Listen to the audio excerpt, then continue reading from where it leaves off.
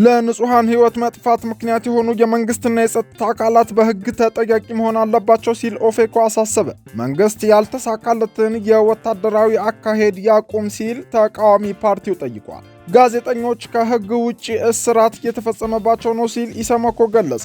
የጅቡቲ ዋና መንገድና ድሬዳዋ ከተማን ጨምሮ በተደረገ አሰሳ በአሸባሪነት የተፈረጀው የሸኔ አባላት መገደላቸው ተገልጿል። ሰላም ጤና ይስጥልን የተወደዳችሁ የኢትዮጵያ ሪፖርተር ዩቲዩብ ቻናል ቤተሰቦች፣ ለወቅታዊና ትኩስ መረጃዎች የኢትዮጵያ ሪፖርተር ዩቲዩብ ቻናል ቤተሰብ በመሆን ላይክ፣ ሰብስክራይብ እና ሼር እያደረጋችሁ በፍጥነት ታገኛላችሁ። ኢልያስ ክፍሌ የሰዓቱን አበይት ዜናዎች አስደምጣችኋለሁ። አብራችሁን ቆዩ። በአዲሱ ዓመት ቴምር ፕሮፐርቲስ ከ20 እስከ 35 በመቶ ቅናሽ ያደረገባቸውን ቤቶች የግሎ ያድርጉ። በፒያሳ አያት፣ ሶማሌ ተራና ጋርመንት በሚገኙ አፓርትመንቶች ላይ የ20 በመቶ ቅናሽ ከማድረጋችንም በተጨማሪ ሙሉ ክፍያውን ለሚከፍሉ ደንበኞች ዳጎስ ያለ የ35 በመቶ ቅናሽ አዘጋጅቷል። በዚህ ዕድል ለመጠቀም በ6033 ወይም በ0975 66 66 99 ይደውሉ። ቴምር ፕሮፐርቲስ። የጅቡቲ ዋና መንገድና ድሬዳዋ ከተማን ጨምሮ በተደረገ አሰሳ በአሸባሪነት የተፈረጀው የሸኔ አባላት መገደላቸው ተገለጸ። የኢፌዴሪ መከላከያ ሰራዊት በምስራቅ ኢትዮጵያ ሲንቀሳቀሱ የነበሩ የሸኔ ታጣቂዎችን ደምስሻለሁ ሲል አስታውቋል። በሰሜን ሸዋ ዞን ደግሞ ጽንፈኛ ሲል የጠራቸውን ኃይሎች ላይ እርምጃ ተወስዷልም ብሏል። መከላከያ ሰራዊት ትላንት ጥቅምት 12 ቀን 2018 ዓ.ም እንደገለጸው የሰራዊቱ ምስራቅ እዝ በድሬዳዋ ከተማ አስተዳደር በምስራቅ ሐረርጌ ዞንና በሶማሌ ክልል ሽንሌ ዞን አዋሳኝ ቀጠናዎች በመንቀሳቀስ በታጣቂዎች ላይ እርምጃ ወስዷል። የአካባቢውን ሰላም፣ ደህንነትና ልማት ለማደናቀፍ ሙከራ ሲያደርግ ነበር የተባለና በሕዝብ ተወካዮች ምክር ቤት በአሸባሪነት የተፈረጀው የሸኔ ቡድን ላይ የምስራቅ ኢትዮጵያ አጎራባች ክልል የጸጥታ ኃይሎች ጋር በጥምረት በተፈጸመ እርምጃ በታጣቂዎቹ ላይ ከፍተኛ ቁሳዊና ሰብአዊ ኪሳራ አድርሰናል ሲልም ሰራዊቱ አስታውቋል። ከመከላከያ ሰራዊት የተገኘው መረጃ እንደሚያሳየው በምስራቅ ሐረርጌ ዞን ቀርሳ፣ ኮምበልቻ፣ ሜታ፣ ላንጌ፣ ሃርላ፣ ጎሮጉቱ፣ ጃርሶና ጭናክሰን ወረዳዎች፣ በሶማሌ ክልል ደግሞ ሽንሌ ዞን በጅቡቲ ዋና መንገድ በድሬዳዋ ከተማ አስተዳደር ውስጥ በሚገኙ ክላስተሮች እንዲሁም በድሬዳዋ ከተማ አስተዳደር ውስጥ በሚገኙ ክላስተሮች ላይ በተደረገ አሰሳና በተወሰደው እርምጃ 15 የሸኔ አባላት ተገድለው ቁጥራቸው ያልተገለጹ ምርኮኞች ተይዘዋል ነው የተባለው። የጦር መሳሪያዎች፣ የእጅ ቦምብና ሌሎች መሳሪያዎች መማረካቸውንም የምስራቅ እዝ ዘመቻ መምሪያ ኃላፊ ተወካይ ኮሎኔል ተወልደ ተክሉ ገልጸዋል። በተመሳሳይ በሰሜን ሸዋ ዞን ውስጥ በአንድ ንዑስ ወረዳ የአየር ወለድ ሬጅመንት ክትትል በማድረግ ሰራዊቱ ጽንፈኛ በማለት የጠራቸው ኃይል አባላትን መደምሰሳቸውን የአየር ወለድ ክፍለ ጦር አዛዥ ኮሎኔል ማቴዎስ ማዴቦ ተናግሯል ተብሏል። አዛዡ እንደከዚህ ቀደም ሁሉ የሰላም አማራጭን በመቀበል ከስህተታቸው የሚመለሱትን አሁንም በክብር ለመቀበል ዝግጁ ነን ያሉ ሲሆን ሰላም አይገዛኝም ብለው ጽንፈኛ በሚሆኑት ላይ ግን እርምጃ መውሰዳችንን አጠናክረን እንቀጥላለን ሲሉም አሳስበዋል። የአየር ወለድ ሬጅመንት አዛዥ ሻለቃ ሀብቱ ገብረ ኪዳን በበኩላቸው በርካታ ጠላት ተደምስሷል ያሉ ሲሆን የነፍስ ወከፍ መሳሪያዎችንና የታጣቂ ኃይሉ አመራሮችን መማረክ ተችሏል ብለው መናገራቸውን ከመከላከያ ሰራዊት የተገኘው መረጃ አመልክቷል።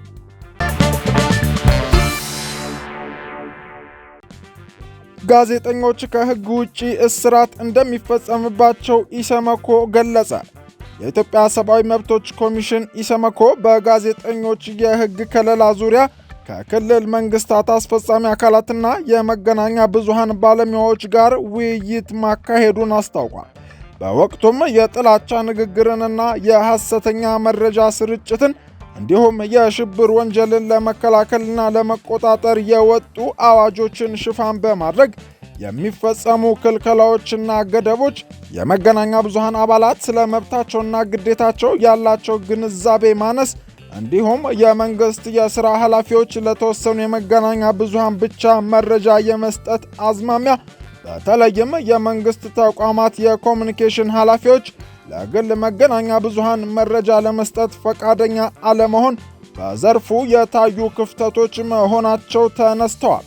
የጥላቻ ንግግሮችን፣ ሐሰተኛ መረጃዎችን እንዲሁም ግጭት የሚቀሰቅሱ መልእክቶችን የሚያሰራጩ መገናኛ ብዙሃንን መቆጣጠር አለመቻሉ፣ በበይነ መረብ ላይ የሚጣሉ ገደቦች እንዲሁም በመገናኛ ብዙሃን አማካኝነት ተፈጽመዋል በተባለ ወንጀል ጋዜጠኞች ከሕግ ውጪ እስራት የሚፈጸምባቸው መሆኑም በውይይቱ መነሳቱ ተጠቁሟል። በዞንና በወረዳ ደረጃ በሚንቀሳቀሱና ሕግ ተላልፈዋል በሚል በተጠረጠሩ ጋዜጠኞችና የመገናኛ ብዙሃን ባለሙያዎች ላይ የሚደረጉ ምርመራዎች መዘግየት፣ የመርማሪ ፖሊሶች አቅም ማነስ እንዲሁም መብቱን በተመለከተ በቂ ግንዛቤ አለመኖር በዘርፉ እያጋጠሙ ያሉ ችግሮች መሆናቸውም ተመላክቷል። ሐሳብን በነጻነት የመግለጽ መብት ከግዴታዎችና ኃላፊነቶች ጋር የሚመጣ መሆኑን በመገንዘብ ጋዜጠኞች የሀገርና የሕዝብ ደህንነትን ከመጠበቅ አኳያ የተቀመጡ ግዴታዎችን በማክበር እንዲንቀሳቀሱም ጥሪ ቀርቧል። የኢሰመኮ የሲቪል የፖለቲካ የማኅበራዊና የኢኮኖሚ መብቶች ኮሚሽነር የሆኑት ዶክተር አብዲ ጅብሪል ሐሳብን በነጻነት የመግለጽ መብት ዋናው ምሰሶ መረጃ የማግኘት መብት መሆኑን በመግለጽ የመብቱ መጠበቅ መረጃን ተደራሽ ከማድረግ በተጨማሪ በህብረተሰቡ ውስጥ የሚሰራጩ ሐሰተኛ መረጃዎችን ለማረም የሚረዳ ነው ብለዋል። አክለውም ሐሳብን በነጻነት መግለጽ መሰረታዊና በዘፈቀደ ገደብ የማይደረግበት ሰብአዊ መብት መሆኑን እንዲሁም ጋዜጠኞች የህብረተሰቡን መረጃ የማግኘት መብት ለማረጋገጥ ቁልፍ ሚና የሚጫወቱ በመሆናቸው የተሟላ የሕግ ጥበቃ ሊደረግላቸው ይገባል ብለዋል።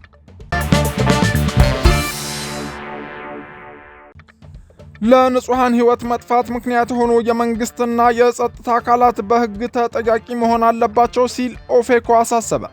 መንግስት ያልተሳካለትን ወታደራዊ አካሄድ በአስቸኳይ ያቁም ሲልም ተቃዋሚ ፓርቲው ጠይቋል። የኦሮሞ ፌዴራሊስት ኮንግረስ ኦፌኮ በኦሮሚያ ክልል ምዕራብ ሸዋ ዞን ኖኖ ወረዳ ንጹሐን ዜጎች ላይ የተፈጸመውን አሰቃቂ ጭፍጨፋ ያለውን ድርጊት ተከትሎ የመንግስት ቸልተኝነትና ተጠያቂነት አልባነት ሊያበቃ ይገባል ሲል ጥሪ አቅርቧል። ኦፌኮ ትላንት ጥቅምት 12 ቀን 2018 ዓ.ም ባወጣው መግለጫው በምዕራብ ሸዋ ዞን ኖኖ ወረዳ የተፈጸመው ድርጊት አረመኔያዊና የፈሪ ጥቃት ነው ሲል የገለጸ ሲሆን ጥቅምት 9 ቀን 2018 በተፈጠረው ጥቃት ከ25 በላይ ንጹሐንን ሕይወት ተቀጥፏል ብሏል።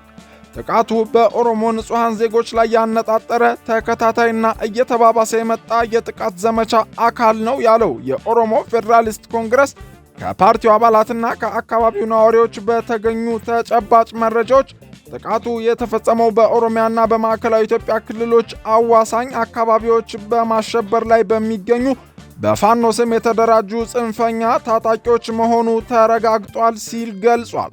ከዚህ ቀደም ተመሳሳይ ድርጊቶች መኖራቸው ደግሞ መንግስት ዋነኛ ሕገ መንግስታዊ ኃላፊነቱ የሆነውን የዜጎችን ደህንነት የማስጠበቅ ግዴታውን መወጣት አለመቻሉን በግልጽ ያሳያል ሲልም ኦፌኮ ወቀሳ ሰንዝሯል። የኖኖ ወረዳ ሕዝብ በተደጋጋሚ ጥበቃ እንዲደረግለት የተማጸነ ቢሆንም ሊጠብቃቸው ቃል በገባላቸው መንግስት ጆሮ ተነፍገዋል ያለው ኦፌኮ በዜጎች ላይ በሚፈጸሙ ጥቃቶች ላይ የመንግስት ቀጣይነት ያለው ቸልታና እርምጃ አልባነት ተቀባይነት የለውም ሲል አስታውቋል። መንግስት በህጋዊ መንገድ የታጠቁትን የማህበረሰቡን አባላት ትጥቅ እያስፈታ፣ ጽንፈኛ ሚሊሻዎች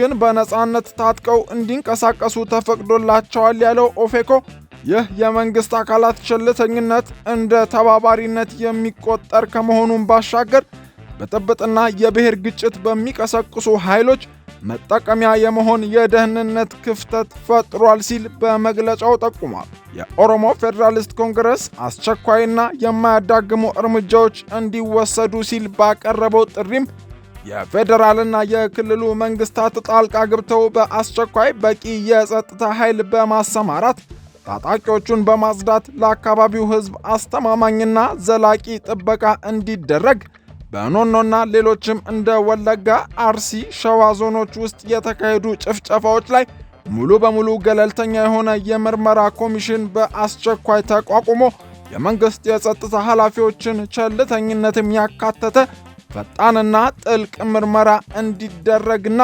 የምርመራ ውጤት ለሕዝብ ይፋ እንዲሆን በተጨማሪም የእነዚህ አሰቃቂ ድርጊት ፈጻሚዎች፣ አዛዦችና የገንዘብ ደጋፊዎች በሙሉ ያለምንም መዘግየት ለፍርድ እንዲቀርቡ ሲል ጠይቋል። ዜጎችን የመጠበቅ ኃላፊነታቸውን ባለመወጣት ለንጹሐን ሕይወት መጥፋት ምክንያት የሆኑ የመንግስትና የጸጥታ አካላት በሕግ ተጠያቂ መሆን አለባቸው ሲል ያሳሰበው ኦፌኮ መንግስት ያልተሳካለትን ወታደራዊ አካሄድ በመተው አገሪቱን ለከፋ ቀውስ የዳረጉትን መሰረታዊ የፖለቲካና የሕገ መንግሥት ችግሮች ለመፍታት እውነተኛና ሁሉን አቀፍ በሆነ ሰላማዊ ድርድር ውስጥ እንዲገባ አጥብቆ ጥሪ አቅርበዋል።